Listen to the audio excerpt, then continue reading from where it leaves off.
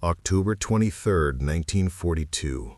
At 14,000 feet over the sweltering malarial jungles of Guadalcanal, the air was a thick, humid haze that offered absolutely no comfort to the men fighting and dying inside it. The pilots of the Cactus Air Force operating out of Henderson Field were not fighting a glamorous war. They were chronically malnourished, plagued by dysentery, shivering with jungle fevers, and flying aircraft patched together with scavenged parts and sheer desperation. They were holding a perimeter that the Japanese Imperial Navy was determined to wipe off the map. Sitting in the cramped, utilitarian cockpit of a Grumman F4F Wildcat, Captain Joseph Jacob Foss was sweating through his flight suit. By fighter pilot standards in 1942, Joe Foss was practically ancient. He was 27 years old, a fact that earned him the nickname Old Man among the teenagers in his squadron. He didn't have the pedigree of a wealthy aviation enthusiast. He was a dirt-poor farm boy from South Dakota. When he was just 17, his father was tragically electrocuted in a freak storm, forcing Joe to drop out of college and take over the grueling labor of running the family farm. He had paid for his private flying lessons by working at a meatpacking plant and a gas station. When the war broke out, the military looked at his age and his background and decided he wasn't fighter material. They assigned him to a photo reconnaissance squadron to fly sluggish observation planes. But Foss was possessed by a stubborn Midwestern refusal to accept no for an answer. He logged hundreds of hours in trainer aircraft, relentlessly badgered his commanding officers, and literally fought his way into the cockpit of a fighter plane. When he finally arrived at Guadalcanal as the executive officer of Marine Fighting Squadron 121, VMF 121, he brought a unique philosophy to aerial combat. He approached dogfighting the same way he had hunted fast-flying pheasants in the South Dakota cornfields. You don't aim where the target is, you lead the target, swing your barrel through their path, and let them fly into the shotgun spread. But the machine the Marines gave him was not a precision hunting rifle. It was an anvil. The Grumman F4F Wildcat was a stubby, barrel-chested fighter powered by a 1,200 horsepower Pratt & Whitney R1830 twin Wasp radial engine. It was heavy. Its landing gear was notoriously narrow and difficult to crank up by hand, and it climbed with the sluggish reluctance of a freight train. Its primary adversary was the Mitsubishi A6M Zero. The Zero was an aerodynamic masterpiece. It was stripped of all excess weight, possessing no armor plating and no self-sealing fuel tanks. It could turn on a dime, climb like a rocket, and dance circles around the heavy American fighters. If a Wildcat pilot tried to enter a horizontal turning fight with a Zero, he would be dead in less than 30 seconds. But the Wildcat had one saving grace. It was built by a company affectionately known as the Grumman Ironworks. What the F4F4 lacked in agility, it made up for in sheer, unapologetic survivability. The cockpit was wrapped in heavy steel armor plating. The fuel tanks were encased in thick rubber that swelled to seal bullet holes, and mounted in the folding wings were 6.50 caliber Browning machine guns. The Zero was a scalpel. The Wildcat was a sledgehammer. And Joe Foss understood that if you hit a scalpel with a sledgehammer, the scalpel shatters.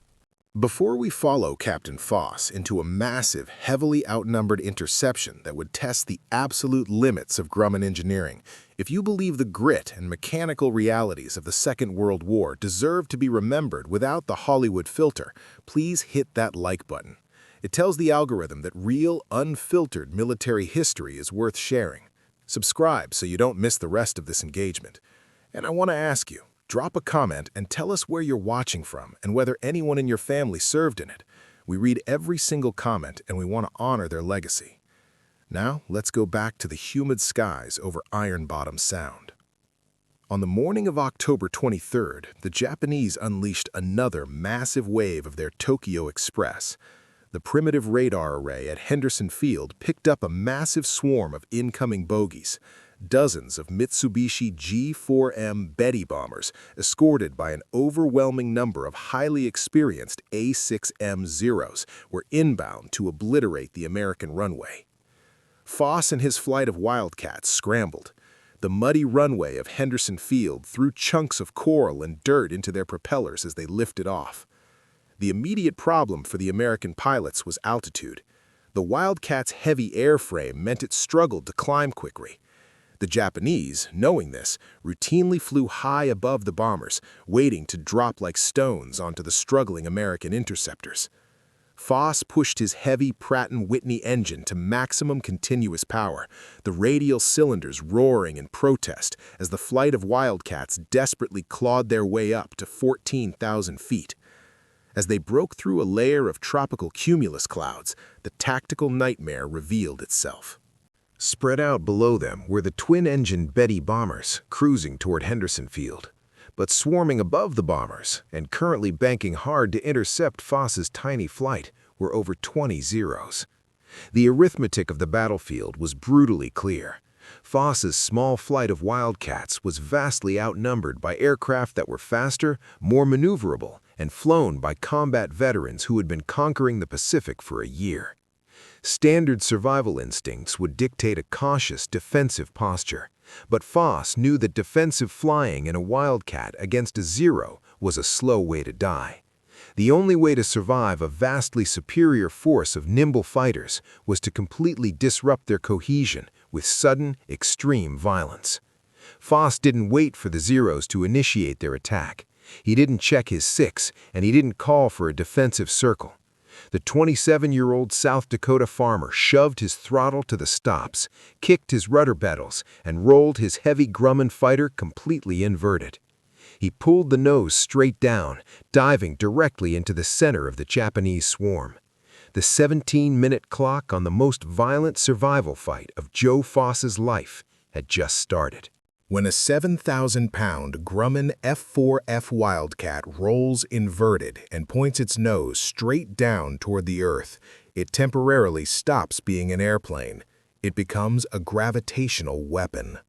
As Captain Joe Foss plunged into the center of the Japanese formation over Guadalcanal, his airspeed indicator rapidly swept past 300, then 350 miles per hour.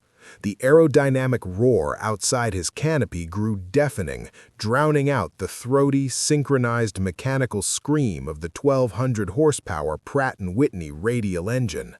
In a dive, the Wildcat's notorious sluggishness vanished, replaced by the terrifying, unstoppable momentum of falling iron.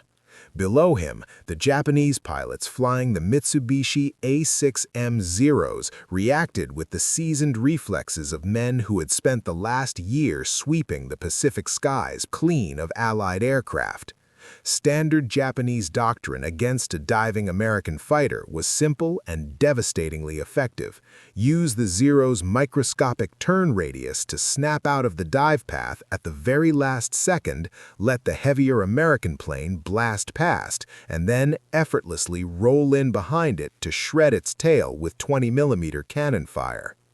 The Japanese flight leader initiated his defensive brake. He banked sharply to the left, hauling his ultralight fighter into a horizontal turn that would have ripped the wings off an American aircraft. But Joe Foss had absolutely no intention of following him into the turn. This is where the 27-year-old farm boy from South Dakota rewrote the tactical manual. Before the war, Foss had spent his winters hunting fast-flying pheasants in freezing cornfields. He understood a fundamental law of ballistics that many green pilots fail to grasp. You do not shoot at the target. You shoot at the empty space in front of the target, and you let the target fly into the lead. It is called deflection shooting. Foss didn't track the turning Zero. Instead, he made a microscopic adjustment to his heavy control stick, pulling his Wildcat's nose well ahead of the Japanese fighter's flight path. He didn't wait for a perfect, lined-up shot. He trusted his prairie instincts. He clamped his hand down on the trigger. The 6 50-caliber Browning M2 machine guns mounted in the Wildcat's folding wings erupted.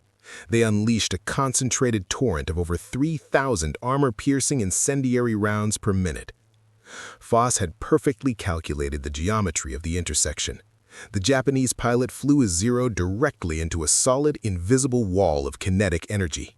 Because the Mitsubishi Zero was designed for ultimate agility, Japanese engineers had completely omitted heavy armor plating and self-sealing fuel tanks. To save weight, the aircraft was essentially a flying gas can wrapped in incredibly thin duralumin skin. The heavy American .50 caliber rounds didn't just puncture the Zero, they structurally deleted it. The armor-piercing incendiary rounds sawed through the unarmored wing root and instantly ignited the aviation fuel. The Japanese fighter erupted into a blinding ball of magnesium-white fire, violently snapping in half before the pilot even had time to register he had been outmaneuvered. 1 kill. The engagement was less than 15 seconds old. Foss didn't linger to watch the flaming debris fall into Iron Bottom Sound. The moment he fired, he hauled back on the heavy control stick with both hands. The G-forces hit him like a physical blow, draining the blood from his head and narrowing his vision to a dark gray tunnel as he executed a violent pullout. He traded his massive kinetic dive speed back into altitude, pulling the stubby Grumman into a staggering near-vertical zoom climb. Infuriated by the sudden, violent vaporization of their flight leader, the remaining Japanese Zeros swarmed. 4 of them rolled inverted and plunged after the American, their pilots pushing their throttles to the firewall to catch him. But as Foss crested the top of his zoom climb and leveled out, his situational awareness caught a terrifying development. He had successfully destroyed 1 fighter, but by diving into the center of the formation, he had willingly stepped into a 3-dimensional cage. The sky was suddenly saturated with Zeros. There were over a dozen of them, and they weren't just flying on one level. They had established a tiered altitude trap.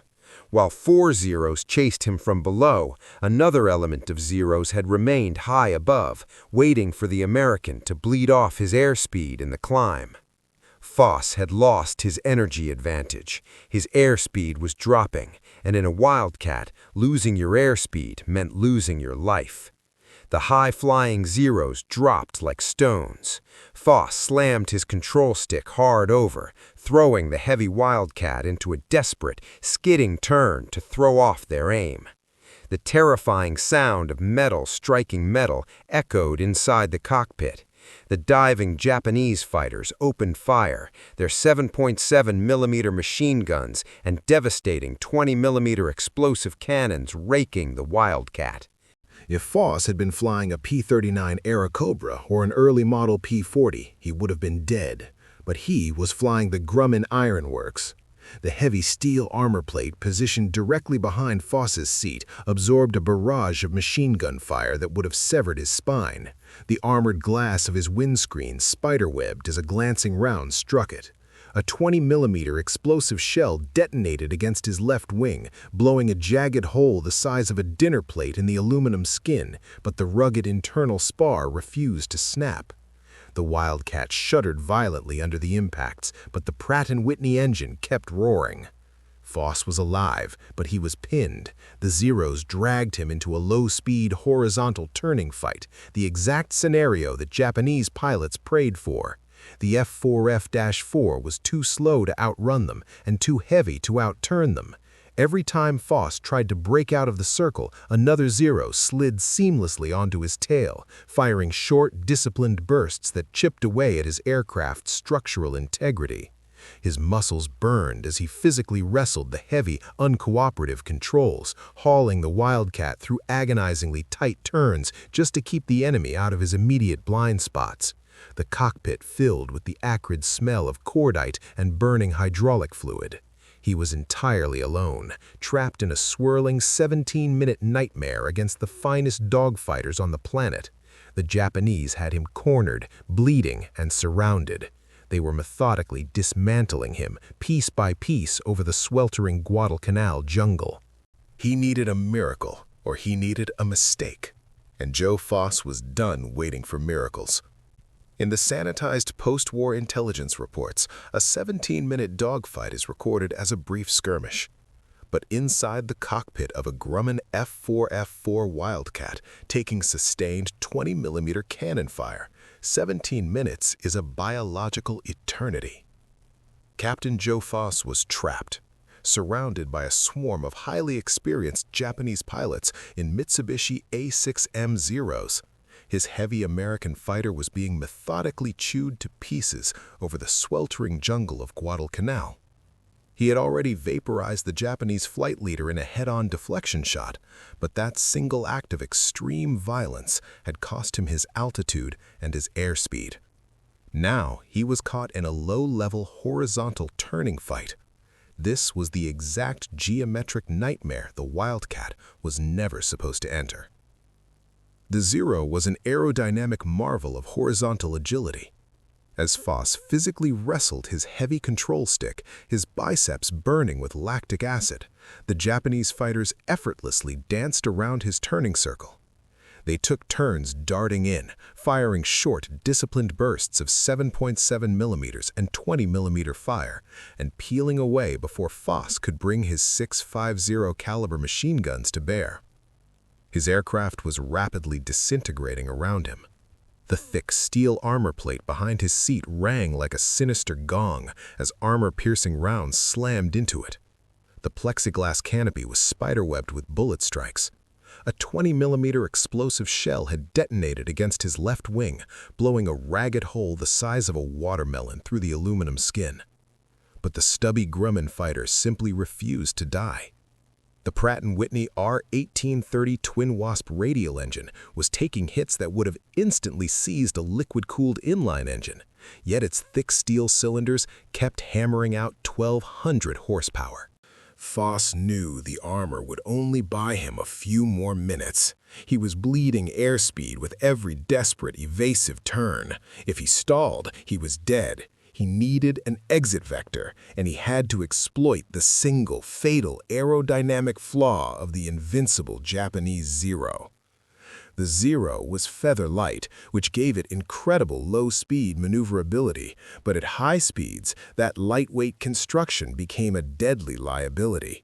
Above 250 miles per hour, the airflow over the Zero's wings generated so much pressure that the ailerons would physically bind, the control cables would stretch, and the stick would turn to concrete in the Japanese pilot's hands. At high speeds, a Zero could not roll. Foss shoved his throttle past the detent, absolutely firewalling the abused Pratt & Whitney engine. He kicked his rudder pedals hard, flipped the battered Wildcat onto its back, and pulled the nose straight down toward the dark canopy of the Guadalcanal jungle. He didn't just dive, he initiated a near-vertical terminal plunge. The Japanese pilots immediately rolled inverted and dove after him. They had the acceleration advantage, and their lighter airframes initially closed the distance. Tracers snapped past Foss's wings as the Zeros tried to secure the kill before the American could reach the safety of the Marine anti-aircraft batteries at Henderson Field. But as the airspeed indicator inside the Wildcat's cockpit surged past 300, then 350 miles per hour, the physics of the chase violently shifted. The heavy, barrel-chested Grumman was a falling anvil. It sliced through the humid air with unstoppable momentum, its rigid wings easily handling the massive aerodynamic strain. Behind him, the Japanese Zeros hit their aerodynamic wall, their ailerons locked solid. The pilots were physically unable to roll their aircraft to track Foss's evasive maneuvers. At 1,000 feet above the mahogany trees, moving at a speed that threatened to rip the damaged wing clean off his aircraft, Foss executed a brutal high-G rolling pullout. The pursuing Zeros, suffering from total control stiffening, simply could not follow the maneuver. They were forced to pull straight back on their sticks to avoid slamming into the jungle, soaring helplessly past the heavy American fighter. The roles were instantly reversed. As the Zeros zoomed past, struggling to regain control authority, Foss leveled out and found a Japanese fighter perfectly framed in his shattered windscreen. He didn't hesitate. He clamped down on the trigger. His remaining 50 caliber machine guns roared. A devastating 2-second burst of armor-piercing incendiary rounds hammered into the Zero's unarmored fuselage, shredding the cockpit and severing the fuel lines. The aircraft snapped violently to the right, trailing a massive plume of black smoke, and plummeted into the dense jungle below. By the time he hauled out of the pass, he had shot down a staggering 4 Zeros in a single engagement. But Foss was entirely out of time, out of altitude, and out of luck. His engine began to violently sputter and choke, the fuel lines were shredded, and the heavy radial was finally starving to death. The remaining Zeros, realizing the American was crippled, circled above like sharks, but they had made a fatal miscalculation of their own. In their desperate pursuit, they had chased the falling anvil all the way to the American perimeter. Suddenly, the sky around the Japanese fighters erupted in deadly black puffs of flak. The Marine anti-aircraft batteries surrounding Henderson Field opened up with a deafening barrage of 90mm and 40mm fire, filling the airspace with jagged shrapnel. The Zeros, lacking armor, wanted absolutely nothing to do with the flak umbrella. They immediately broke off the pursuit, pulling their noses up and running north back toward Rabaul. Foss was left alone in a dying airplane. He was too low to bail out. With a dead engine, a shattered wing, and unresponsive landing gear, Foss aimed his flying scrap metal at the dirt runway of Henderson Field. Without engine power to cushion the descent, the Wildcat hit the pierced steel planking with bone-jarring violence. It skidded, bounced, and ground to a violent halt in a cloud of red dust, entirely written off as a total loss. When the ground crews pried the cockpit canopy open, they found Joe Foss drenched in sweat, completely exhausted, but unharmed. Over the course of the intense fighting that week, mechanics would frequently stop counting bullet holes when they reached 200. The aircraft was a sieve, held together by nothing but Grumman steel and the absolute refusal of a South Dakota farm boy to die on the enemy's terms. In exactly 17 minutes of hyper-compressed violence, Foss had proven that superior numbers and superior agility meant nothing if you forced the enemy to fight the physics of your own machine. Captain Joseph J. Foss would go on to shoot down a staggering 26 enemy aircraft, tying the legendary World War I record of Eddie Rickenbacker and earning the Medal of Honor. He became the living embodiment of the Cactus Air Force, battered, outnumbered, but absolutely unbreakable. When you look back at the Pacific in 1942, victory didn't come from flawless strategy. It came from farm kids wrestling crippled Grumman fighters out of a fatal dive. That's the reality of the air war. We built WWII Frontliner to strip away the cinematic polish and examine the raw mechanical nightmares these guys actually survived. If Joe Foss's sheer refusal to die hit home for you today, dropping a like on this video is the best way to tell the algorithm that real, unfiltered history still matters. Make sure you're subscribed so you're locked in for our next deep dive into the cockpits of the Second World War. Also, sound off in the comments down below. Let me know what part of the world you're tuning in from and if your own family tree has any roots in this conflict. I comb through all of them because those personal connections are exactly why we keep digging into these archives. The Wildcat was an anvil, and Joe Foss dropped it right on the enemy. Stay sharp, and we'll see you in the next one.